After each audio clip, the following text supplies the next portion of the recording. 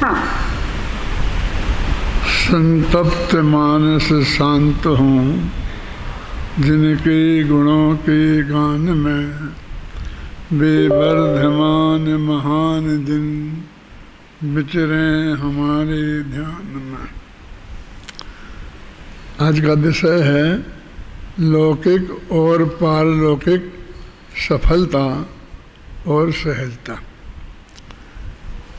मैं समझता हूँ इन तीनों ही शब्दों के संदर्भ में सही जानकारी देना बहुत ज़रूरी है। हम लौकिक माने तो हम दुनियादारी समझते हैं, लौकिक माने दुनियादारी, और पारलौकिक माने धर्म, जिससे हमें स्वर्ग मोक्ष प्राप्त करना है। तो धर्म के कार्य को हम पारलौकिक समझते हैं और दुनियादारी के कामों को लौकिक समझते हैं। लेकिन शास्त्रों के हिसाब से लौकिक माने होता है इस भव संबंधी, और परलोक माने होता है अगले भवों संबंधी। जो 7 भय आते हैं समय सार में, तो उसमें इहलोक भव और परलोक भव, ये 2 आते हैं। तो इहलोक माने इस भव संबंधी और परलोक माने अगले भवों संबंधी। एक तो ये अर्थ है। और सहजता के भी 2 अर्थ हैं कि एक दुनिया सहज है और इसका परिणमन एकदम सहज है, और उसमें किसी भी प्रकार का परिवर्तन फेरफार किसी के भी द्वारा और कहीं भी ना स्व में ना पर में संभव नहीं है। एक तो ये सहजता, और दूसरी ये जो सहजता है उसकी हमारे चित्त में सहज स्वीकृति, ये दूसरी सहजता। दुनिया तो सहज है ही, जब ये बात नक्की हो जाती है सर्वज्ञता के आधार पर ही। मैं जानबूझकर क्रमबद्ध पर्याय नहीं कहना चाहता हूँ, सर्वज्ञता ही कहना चाहता हूँ, क्योंकि मैंने एक पंक्ति में लिखा है अपनी कभी जो कोई कविताएं हैं कि दुनिया में प्रत्येक व्यक्ति लगभग अपने भगवान को सर्वज्ञ मानता है और अपने गुरु को मर्मज्ञ मानता है ना? बोलो। हाँ। अपने अपने इष्ट देव को सभी मानते हैं सर्वज्ञ, अपने अपने गुरुजनों को सभी मानते हैं मर्मज्ञ। दिव्य ध्वनि अनुसार रचित जो शास्त्र वही जिन वाणी है, इनके ही मंगल प्रसाद से अपनी बात बनानी है। इष्ट देव हो गया और फिर गुरु हो गए और तीसरा शास्त्र हो गया। तो हर एक आदमी जिसको भी इष्ट देव मानता है वो उसे सर्वज्ञ मानता है और अपने गुरु को मर्मज्ञ मानता है। ठीक है। तो जो सर्वज्ञता की जब बात आ गई कि वो 3 काल के पदार्थों को जानते हैं, वर्तमान के, भूतकाल और भविष्य में जो कुछ भी होने वाला है, द्रव्य और गुण में तो कुछ होने वाला है नहीं, वो तो स्थिर ही रहने वाले हैं। तो जो भी परिवर्तन होने वाला है वो सब सुनिश्चित है, नक्की है, तभी तो वे जान सकते हैं।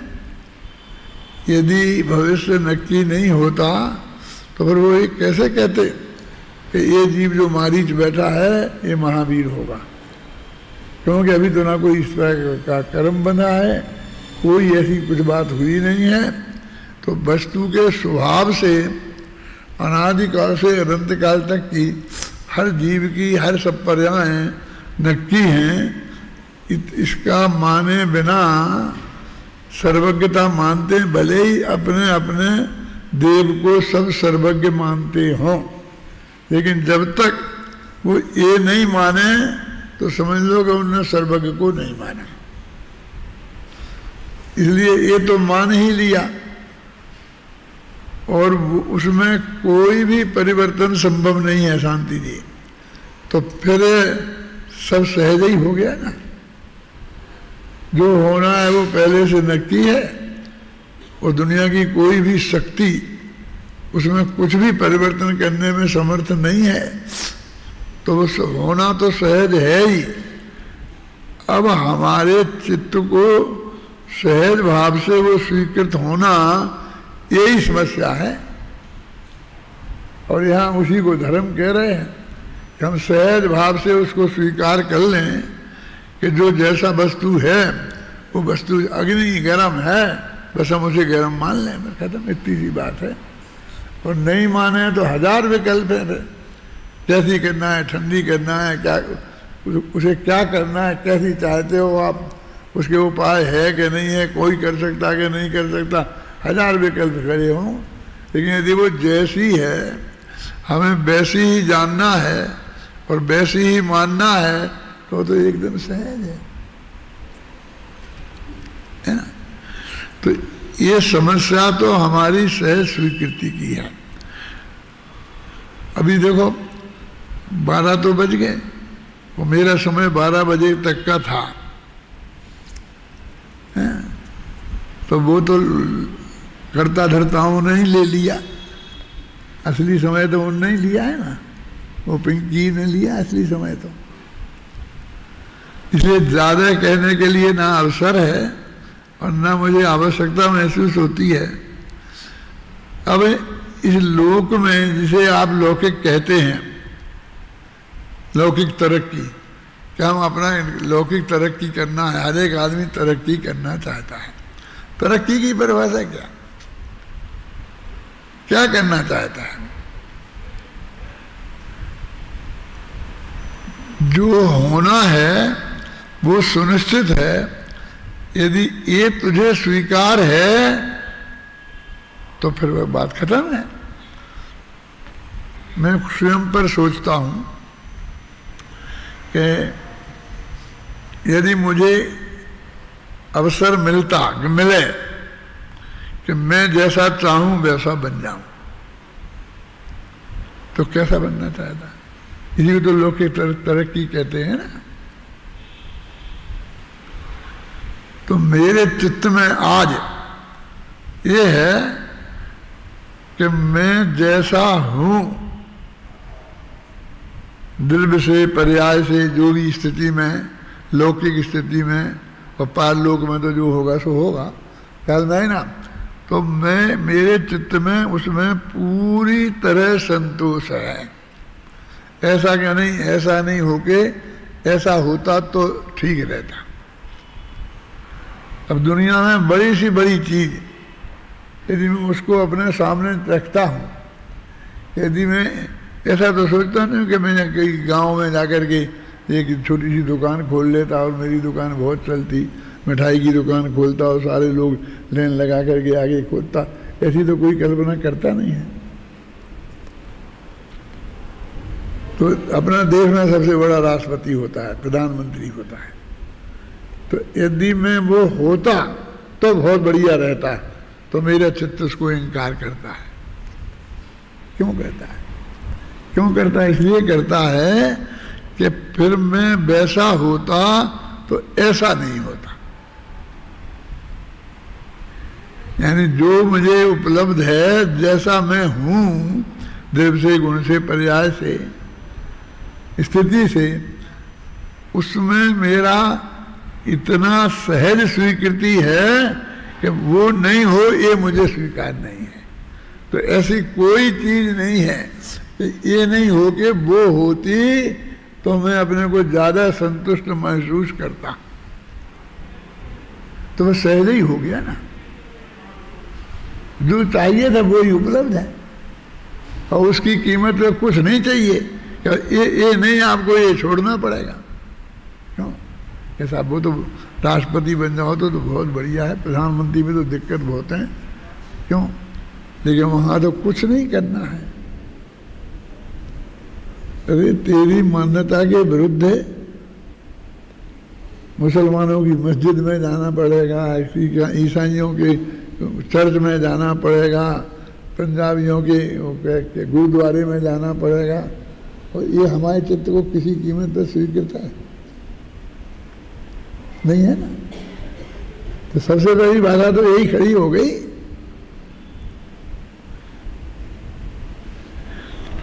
तो लौकिक कार्य में जो आपको सहज उपलब्ध है, अभी मैं मेरी छोड़ दो, अब मैं आप सबकी बात करता हूं। तो जो भी तुम जहां खड़े हो, मेरे विद्यार्थी यहां बैठे हैं, क्यों जी, तुमको क्या विचार आता है कि मैं यहाँ आके फंस गया हूँ और यहाँ नहीं आता तो इंजीनियरिंग में चला जाता या डॉक्टर बन जाता, क्यों, तो अच्छा रहता कि भाई मैं यहाँ आ गया तो मुझे ये असली तत्व ज्ञान समझने को मिल रहा है। रोटियाँ तो 2 मिलेंगी, लेकिन मेरा अनंत भव सुधर जाएंगे, ऐसी संतुष्टि है। क्यों, माने उसको किसी के समझाने से नहीं, मेरे भाषण से नहीं, माँ बाप के कहने से नहीं, अंदर से एकदम सहज स्वीकृति है। तो फिर और क्या चाहिए बोलिए। जिस भी दशा में जो है अजीत जी, कि ये तत्व ज्ञान आपको सुनने को मिल रहा है और आपके चित्त को स्वीकृत हो रहा है। सबसे बड़ी बात यह है, आज की भाषा में कहें तो आपको अच्छा लग रहा है। क्यों, तो इससे बड़ी और सहजता क्या लाना है, क्या करना है। सहज इस लोक की भी और परलोक की तो सारी बात खत्म ही हो जाती है अपने यहाँ। क्योंकि जब अपने इतने आगे के भव ये नक्की हैं, ऋषभ देव के भरत चक्रवर्ती भी बेटे थे, बाहुबली भी बेटे थे, वृषभ सेन भी बेटे थे, और मारीच भी पोता था। सब अपना ही थे ना। इसी दुनिया में हम अपने कहते हैं, जिसे हम अपने से भी अधिक चाहते हैं। हम जो नहीं बन पाए वो हम अपने बेटे को बनाना चाहते हैं। वो सारी उपलब्धियां उसको मिल जाएं, हमें चाहते हैं। ये सभी थे और सब क्लियर दिख रहे थे कि ये बाहुबली को अभी 1 वर्ष में केवल ज्ञान होने वाला है। क्यों, अभी जो लड़ने को तैयार है ना, जान ठोक के खड़ा है अपने भाई के सामने, इसे 1 वर्ष के भीतर भी केवल ज्ञान होने वाला है। ये पता था नहीं ऋषभ देव को कि नहीं। और ये जो मेरा बैठा ना गणधर बना, इसे क्या 84 लाख 1 लाख पूरब के बाद केवल ज्ञान होगा। क्यों जी, इतना बढ़िया काम कर रहा है। क्यों कि मेरी दिव्य ध्वनि को, अभी अपनी दिव्य ध्वनि को तो सच्ची और अच्छी मानते ही थे ना, और उसमें ही लग रहा है, लेकिन इसे नहीं होगा केवल ज्ञान। तो उन्हें दुख नहीं होना चाहिए इसका। क्यों,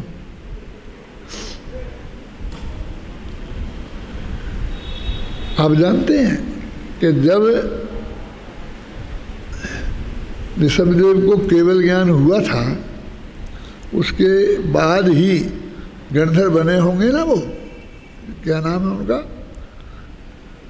ऋषभ सेन, और वो पहले गणधर थे, इसलिए सबसे पहले सब जल्दी से जल्दी बने होंगे।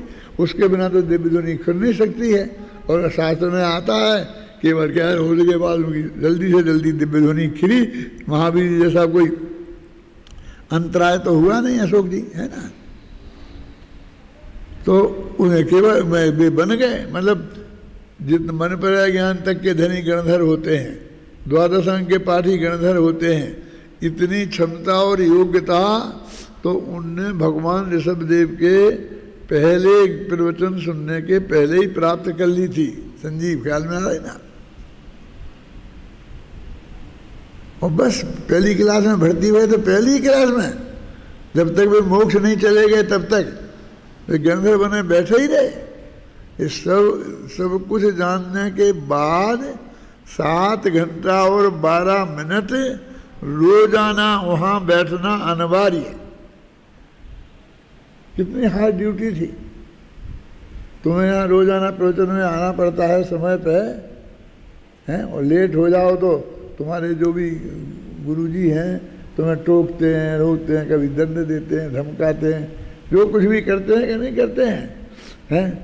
लेकिन वो वृषभसेन के क्या था, 1 आध दिन की छुट्टी तो उन्हें मिलती होगी। शांति जी आपके हाथ में होता तो आप देते उन्हें छुट्टी। आप सोचो, इतने पूरी तरह धर्म के लिए समर्पित रहे और इनको 1 लाख पूरब, क्या है ना, 84 लाख पूरब, 1 लाख पूरब। अब गुरुदेव को बता देते अभी यार कितने हजार वर्ष बताओ, इतने का पूर्व, इतने का पूर्वांग, इतने का ये, फिर इतना लाखों करोड़ों वर्ष हैं और उससे आगे नहीं भाई। तो उनको बीच में यह असंतोष हो जाता कि बहुत देर हो रही है, यहाँ बैठे बैठे क्या काम है। मुझे तो अंदर में जाता, रोजाना आत्मा में जाते थे, क्योंकि बिना आत्मा में जाए तो 6वें 7वें गुणस्थान में रह नहीं सकते। हर अंतर मुहूर्त में आत्मा में जाना जरूरी है। क्यों? तो रोजाना आत्मा का स्पर्श करते और फिर भी अंतर मुहूर्त तक उसमें नहीं रह पाते, लौट के बाहर आ जाते। इसमें जरा भी असंतोष उनको हो जाता, पिंकी, जरा भी असंतोष हो जाता कि ये तो अच्छी काम नहीं है, मेरे को अच्छा नहीं हुआ, यानी वो सहज स्वीकृत नहीं होता। माने एकदम सहज स्वीकृत था ना, नो ऑब्जेक्शन, नो विकल्प। सहजता का अर्थ समझ में आ रहा ना क्या कह रहा हूं मैं? पर इससे बड़ा धर्म और क्या हो, इससे बड़ा बढ़िया और परलोक क्या होता है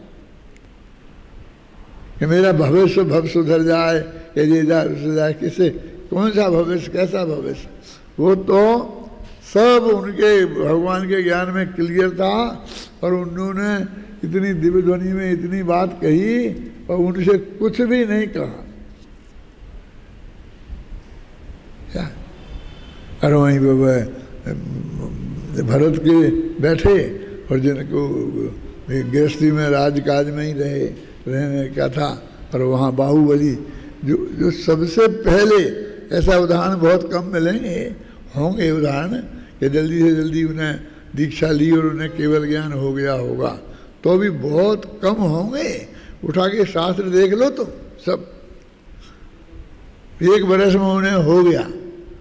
और हमारे सारे पंडितों की पंडिताई इसमें निकल गई कि उन्हें केवल ज्ञान क्यों नहीं हो रहा, उन्हें केवल ज्ञान क्यों नहीं हो रहा, क्या कमी है, क्या कमी है। वो कमी भी खोजी तो ऐसी खोजी कि बहुत बड़े, उन्हें PhD मिलना चाहिए थी, शांति के नहीं। क्या खोजी कि वे उन्हें भरत की भूमि पर खड़ा हूँ।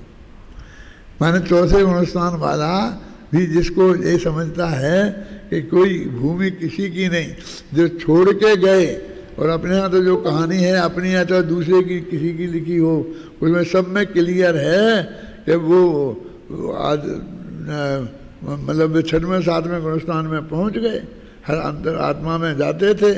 और भरत को कहना पड़ा कि मेरी जमीन नहीं है, आप ही की है। क्यों? हमें वो सहज स्वीकृत नहीं है कि उन्हें 1 वर्ष में हो जाओ, ठीक है, यानी 5 वर्ष में होगा कि ठीक है, इतने वर्ष में ठीक है। ये चित्त में श्रद्धा के लेवल पर जो वस्तु का स्वरूप है, जो जगत का परिणमन है, जो सर्वज्ञ की वाणी में आया है, बिल्कुल निर्विकल्प भाव से, उसमें कोई प्रश्नवाचक चिन्ह खड़े किए बिना अंदर में स्वीकृति का नाम सहजता है।